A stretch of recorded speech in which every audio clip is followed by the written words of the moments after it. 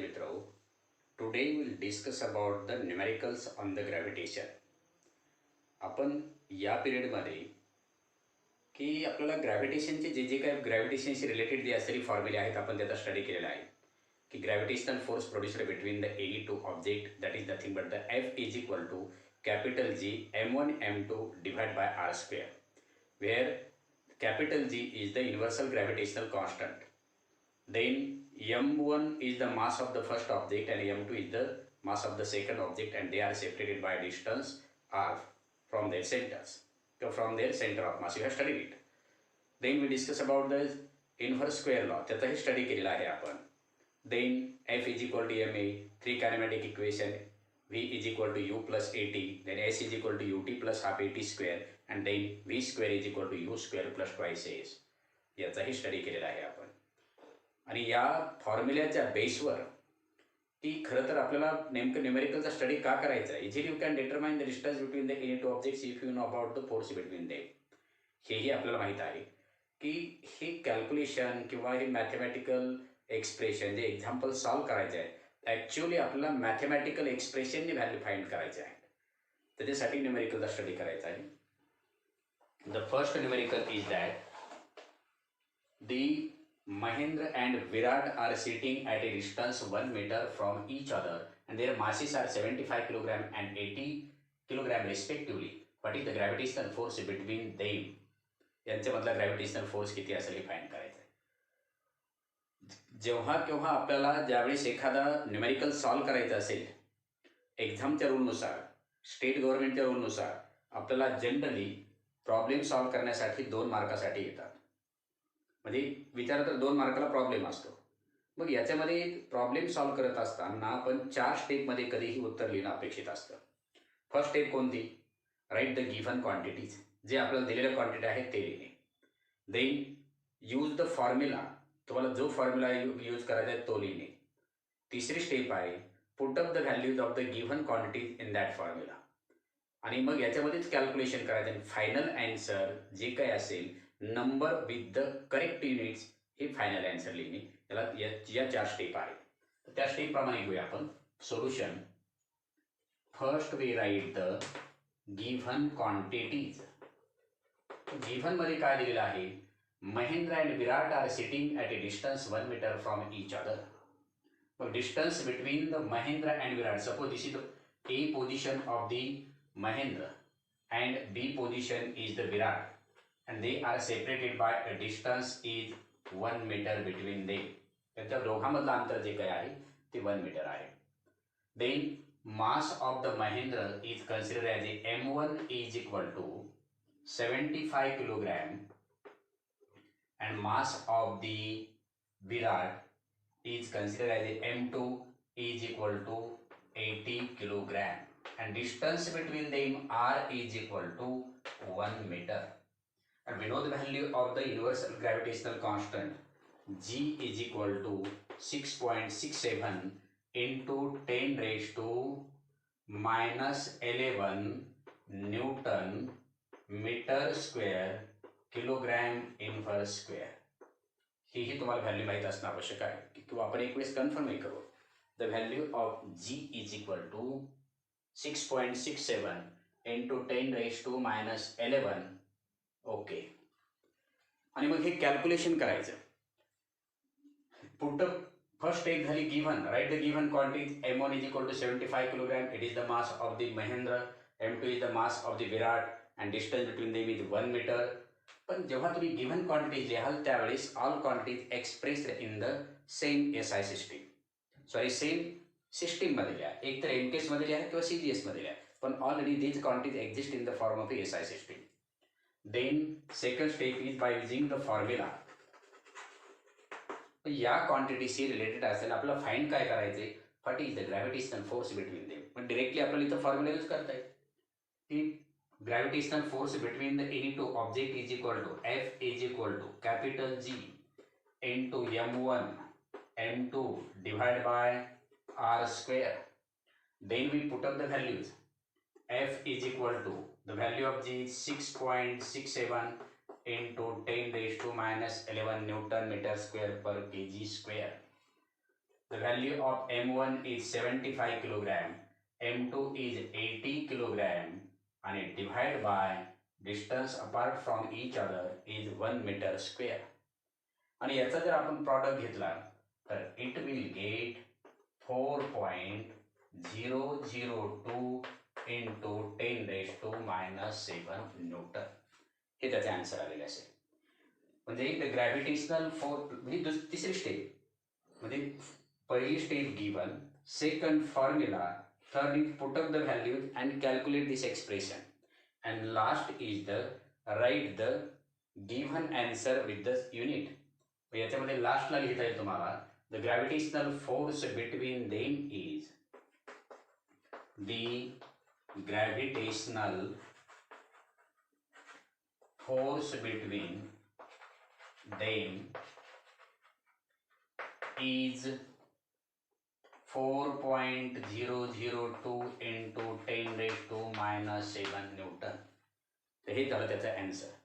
म्हणजे या given क्वांटिटीला half mark असतो, फॉर्म्युल्यालाही हाफ मार्क असतो, व्हॅल्यू पुटअप करून कॅल्क्युलेशन केलेला हाफ मार्क असतो, आणि write the answer with the correct युनिटला अर्धा मार्क असतो, आणि असे टोटल 2 मार्क असतात.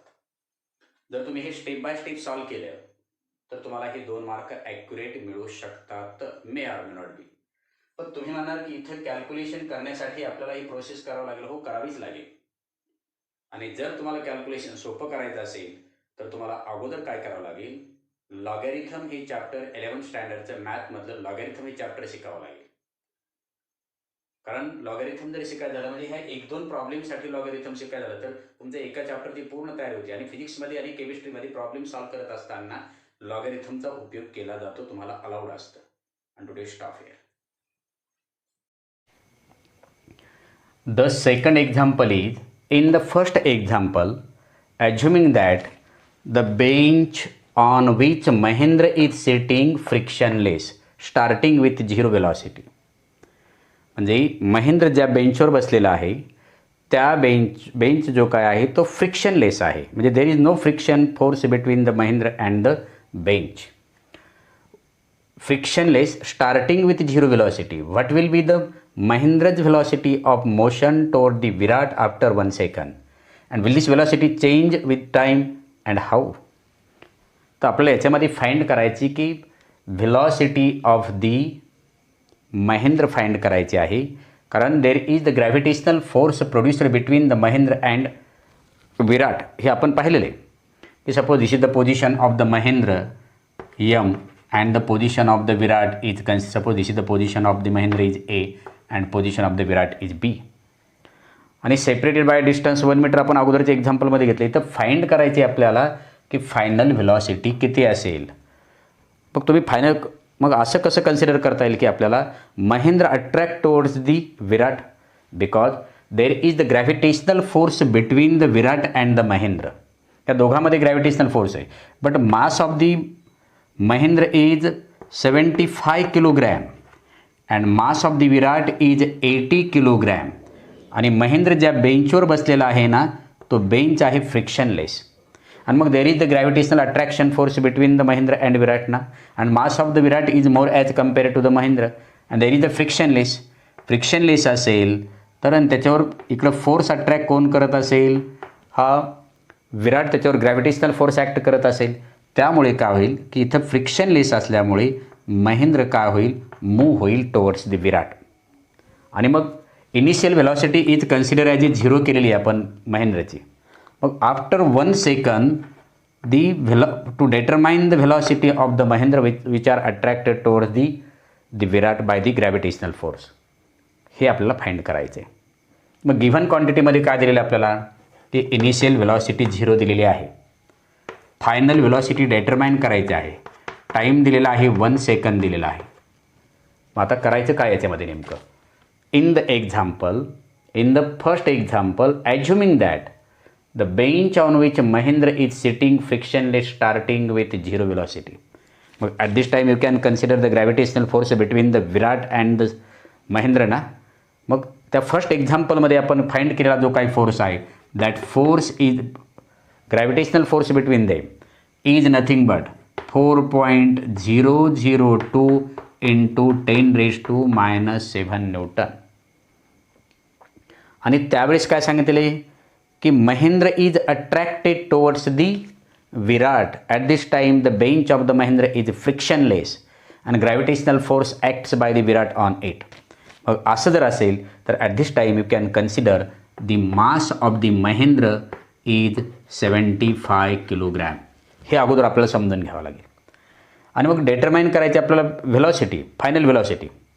With the help of the three kinematic equation, you can consider the first kinematic equation v is equal to u plus at. मी काय सांगितलं की बाय फर्स्ट कायनेमॅटिक इक्वेशन किंवा फ्रॉम फर्स्ट कायनेमॅटिक इक्वेशन किंवा by लिहिलं तरी by using the first kinematic equation v is equal to U plus A T. मग आपल्याला व्हॅल्यू माहीत आहे, यूची माहीत आहे, टीची माहीत आहे, फाइंड करायची व्हीची. पण how will determine the value of the acceleration? To determine the acceleration, the gravitational force between the Virat and the Mahendra हा प्रोड्यूस झालेला फोर्स आपल्याला दोघांमधला माहिती आहे. तो किती पहिल्या एक्झाम्पलमध्ये आपण फाइंड केला आहे and that is equal to 4.0. मग first we determine by using the Newton's second law of motion. याच्यानुसार अगोदर व्हॅल्यू फाइंड करा ॲक्सिलेशनची. F is equal to M A, but F is equal to 4.002 into 10⁻⁻7 newton. Mass of the महेंद्रचं mass दिलेलं आहे ते 75 kilogram and acceleration is A. Therefore the acceleration is equal to 4.002 multiplied by 10⁻⁻7 and divided by 75. And that acceleration ची value जी आहे is equal to 5.34 into 10⁻⁹ meter per second square. And then we put up this value v is equal to u plus at. Therefore you can say that v is equal to u ची value आहे 0 plus the value of a is 5.34 into 10⁻⁹ into 1 second. Therefore the final velocity of the Mahindra after a 1 second is equal to 5.34 into 10⁻⁹ meter per second. And this is the final velocity of the Mahindra after 1 second. ही final velocity असेल. मग आता question काय सांगितलेलं आहे की what will be the Mahindra's velocity of the motion toward the Virat after 1 second find केली. Will this velocity change with time? हो. व्हेलॉसिटी चेंज विथ टाईम झालेली का? हो झालेली आहे. कारण इनिशियल व्हेलॉसिटी 0 आहे, u इज इक्वल टू 0 आणि फायनल व्हेलॉसिटी आलेली 5.34 इंटू 10⁻⁹ मीटर पर सेकंड. मग याच्यामध्ये चेंज इन व्हेलॉसिटी झाली आणि rate of change of velocity is known as the acceleration ना. आपण त्याला ॲक्सिलेशन म्हणतो. मग क्वेश्चन काय दिला आहे? Will this velocity change with time? Yes. How? कशी चेंज होते? Because acceleration is produced in it and when acceleration is produced in it, जर ॲक्सिलेशन प्रोड्यूस झाल्यामुळे इथे व्हेलॉसिटी चेंज झालेली किंवा व्हेलॉसिटी चेंज झाल्यामुळे ॲक्सिलेशन प्रोड्यूस झाले आणि ॲक्सिलेशन चेंज प्रोड्यूस झाल्यामुळे when the Mahendra reaches towards the Virat at this time the distance after 1 second the distance between the Mahendra and the Virat goes on decreasing. म्हणजे 1 सेकंदानंतर महेंद्र आणि विराटमधलं हे अंतर काय झालेलं आहे? कमी झालेलं आहे. आणि gravitational force between them is inversely proportional to the square of distance between them. आणि मग जर न्युमरेटरची व्हॅल्यू जर कमी झाली तर त्या फ्रॅक्शनची व्हॅल्यू इन्क्रीज होत जाते आणि म्हणून at this time the gravitational force goes on increasing. म्हणजे due to increasing the gravitational force acceleration goes on increasing and due to increasing the acceleration there is change in the velocity or increase in the velocity. म्हणजे विराट आणि महेंद्रमधलं अंतर कमी झाल्यामुळे gravitational force वाढला. Gravitational force वाढल्यामुळं acceleration वाढलं आणि ॲक्सलेशन वाढल्यामुळे there is change in the velocity. हा याच्यामध्ये परिणाम झालेला आहे. म्हणजे इथेही आपल्याला हे सुरुवातीला जर समजा एक्झाममध्ये आलं तर असं दिलेलं असेल की the gravitational force between the Virat and Mahendra is 4.002 into 10⁻⁷ Newton. आणि मग ही इन्फॉर्मेशन बाकीची ॲज इट इज दिलेली असेल आणि मग easily you can determine the final velocity of the Mahendra after 1 second. हे आपल्याला इझिली फाइंड करता येईल. विद्यार्थी मित्रो, थर्ड एक्झाम्पल जे आहे ते थर्ड एक्झाम्पलसुद्धा फर्स्ट एक्झाम्पलच्याच इन्फॉर्मेशननुसार घेतलेलं आहे. काय सांगतं third example? Calculate the gravitational force due to the earth on the Mahendra in the earlier example. म्हणजे याच्या अगोदरच्या एक्झाम्पलमध्ये की महेंद्र जे काय आहे की महेंद्रवर ग्रॅव्हिटेशनल फोर्स किती ॲक्ट झालेला आहे, पण त्यावेळेस position of the Mahendra on the surface of the earth. Suppose this is the position of the Mahendra on the surface of earth and this is the radius of the earth. ही दिलेली आहे radius of the earth. You know about the mass of the earth is considered as a capital M and mass of the Mahindra is considered as a small m, and we know the value of the universal gravitational constant to determine the gravitational force act on the Mahindra. Now first we write the given quantities. Which are the given quantities? Calculate the gravitational force, म्हणजे find करायचा आहे gravitational force due to the earth on Mahindra. मग first we know that let the mass of Mahindra is considered as mass of Mahindra be small m and this is equal to 75 kilogram. Let the mass of the earth is considered as mass of earth is given is equal to how many? 6 into 10 raised to 24 kilogram. Then radius of the earth is considered as 6.4 into 10 raised to 6 meter. म्हणजे small M झालं, mass of the Mahendra झालं, mass of the earth, radius of the earth and then universal gravitational constant G is equal to 6.67 into 10 raise to -11 newton meter square per kilogram square. या value आपल्याला माहीत असणं आवश्यक. This is the given information. Then by using the formula का कोणता formula use करायचा आहे? To determine the gravitational force due to the earth on Mahendra. म्हणजे ग्रॅव्हिटेशनल फोर्सचा फॉर्म्युला आपल्याला लिहावा लागेल. By using formula F is equal to G capital M small M divide by R square because Mahendra on the surface of the earth. Then put up the values.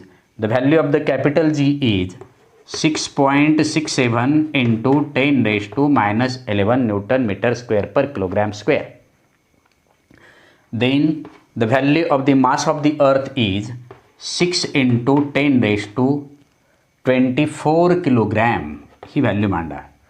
And then mass of the Mahindra is 75 kilogram divided by the radius of the earth is 6.4 into 10 raised to 6 bracket square. पुन्हा calculation hard जातात. विद्यार्थी मित्रो, फिजिक्समध्ये सगळ्यात महत्त्वाचं जे काय आहे फॉर्म्युले आणि कॅल्क्युलेशन करणं खूप महत्त्वाचं आहे. कारण फिजिक्समध्ये जर स्कोरिंग करायची असेल तुम्हाला 11th-12thला तर बेसिक कन्सेप्ट क्लिअर असणं आवश्यक आहे. त्याचबरोबर तुम्हाला फॉर्म्युलेही माहीत असणं आवश्यक आहे आणि कॅल्क्युलेशन फास्ट येणं आवश्यक आहे. कॅल्क्युलेशन येतं आहे पण खूप वेळ लागतो, त्याला अर्थ नाही आहे. मग हे कॅल्क्युलेशन सिम्प्लिफाय करण्यासाठी आपण इथं कशाचा उपयोग 11वीला तुम्ही उपयोग करणार आहात? लॉगॅरिथमचा. म्हणजे ईच अँड एव्हरी एक्झाम्पल या चॅप्टरमध्ये ग्रॅव्हिटेशनमध्ये तुम्हाला लॉगॅरिथमचाच विचार करावा लागेल. बघूया आपण एखाद्या पिरियडमध्ये. अँड द फायनल ॲन्सर, याचं जे काय ॲन्सर आलेलं आहे हे आकडेमोड करून येणारा जो काही फोर्स आहे, the force of the gravitational force is nothing but the 733 Newton. तर हे झालं gravitational force by the earth on the Mahendra is 733 Newton act झालेला आहे. हे दिस इज द थर्ड एक्झाम्पल. याच्यामध्ये गिव्हन इन्फॉर्मेशनमधली पूर्ण क्वांटिटी लिहायच्या एका सिस्टीममध्ये. फॉर्म्युला यूज करा, फॉर्म्युल्यामध्ये व्हॅल्यू पुटअप करा, आकडेमोड करा आणि final answer with the correct unit लिहा. तुम्हाला 2 मार्क मिळून जातील.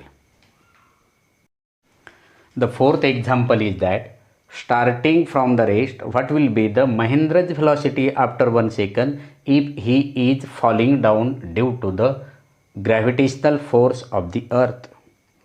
की पहिल्या एक्झाम्पलमध्ये सांगितलेलं आहे की Mahendra is sitting on A bench आणि तो बेंचवरून काय केला, अर्थ सरफेसवर पडला. मग after 1 second what is the velocity of the Mahendra if it's initial velocity is 0. In the given information, starting from the rest means u is equal to 0. What will be the Mahendra's velocity after 1 second? Means t is equal to 1 second. After 1 second to determine the velocity of the Mahendra, मग ही value find करायची. v is equal to how many? If he is falling down due to the gravitational force, but how many amount of gravitational force? Before this you have studied F is equal to 733 Newton. And Mahendra is falling down म्हणल्यानंतर mass of the Mahendra is 75 kilogram. हे 1 स्ट्रोकमध्ये आपल्याला येत आहे. मग find करायचे आपल्याला velocity. पण we know about the relation between the given quantities and final velocity V by using the, इथं लिहिता येईल आपल्याला सुरुवातीला, by using the first kinematic equation you have studied in last year और today in this chapter B. By using the first kinematic equation, which is the first kinematic equation, V is equal to U plus AT. In the given information, the value of U is 0, T is 1 second, but the value of A is not given. But first, to determine the value of the final velocity, first we find the acceleration. पण इथं आपल्याला सांगितलं की gravitational force दिलेला आहे तो. मग इथं बाय युजिंग द, कारण ऑब्जेक्ट इज इन मोशनमध्ये आहे, महेंद्र इज फॉलिंग डाऊन होत आहे म्हणजे मोशनमध्ये आहे, आणि मोशनमध्ये असेल तर आपल्याला काय करावं लागेल, न्यूटन्स लॉज यूज करावं लागतील, न्यूटन्स 3 लॉज यूज करावं लागतील. By using Newton's second law of motion, Newton's second law of motion, कारण महेंद्र फॉलिंग आहे म्हणजे मोशनमध्ये आहे. Therefore F is equal to ma. पण अर्थने ग्रॅव्हिटेशनल फोर्स त्याच्यावर जो काय अप्लाय केलेला आहे तो दिलेला आहे आपल्याला 733 is equal to mass of the Mahendra is given 75 and determine the value of acceleration A. Therefore, A is equal to 733 divided by 75 and this is the acceleration meter per second square. And then we put up the value of U, A and T in that equation. V is equal to U ची value आहे 0 plus A ची value आहे 733 divided by 75 and multiplied by 1 second. Therefore, V is equal to 733 divided by 75 and therefore V is equal to 9.77 याची value येते. V ची value येते 9.77 metre per second and this is the final velocity of the Mahendra after 1 second. म्हणजे example solve करताना given quantity लिहा, by using the formula लिहा, पण find करायची फायनल व्हेलॉसिटी त्याच्यासाठी उपलब्ध आहे आपल्याकडे इनिशियल व्हेलॉसिटी आणि टाईम आहे, पण ॲक्सेलेरेशन नाही. पण ॲक्सेलेरेशन फाइंड करण्यासाठी आपल्याकडे फोर्स आणि मास उपलब्ध आहे. पण by using the Newton second law of motion F is equal to ma. एफची व्हॅल्यू पुटअप करा, अगोदर फाइंड केलेली. ॲक्सेलेरेशन फाइंड करायचे, mass of the Mahendra, related Mahendra आहे म्हणून महेंद्रचं मास पुटअप करा, ॲक्सेलेरेशन हे येईल आणि या ॲक्सेलेरेशनची value V is equal to U plus AT या फॉर्म्युल्यामध्ये टाका आणि दी velocity of the Mahendra when he was falling down toward the surface of the earth. After the 1 second, the velocity of the Mahendra is 9.77 meter per second.